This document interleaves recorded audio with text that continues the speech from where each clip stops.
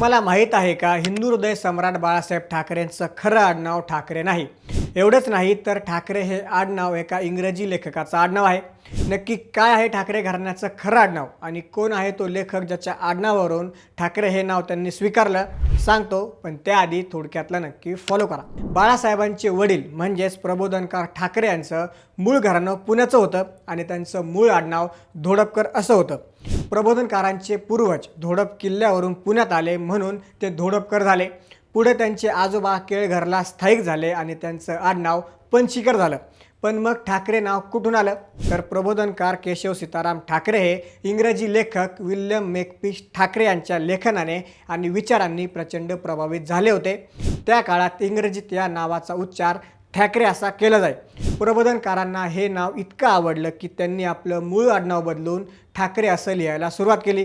पुढे हेच नाव महाराष्ट्राच्या आणि देशाच्या राजकारणात अजरामर झालं. याबद्दल तुम्हाला काय वाटतं?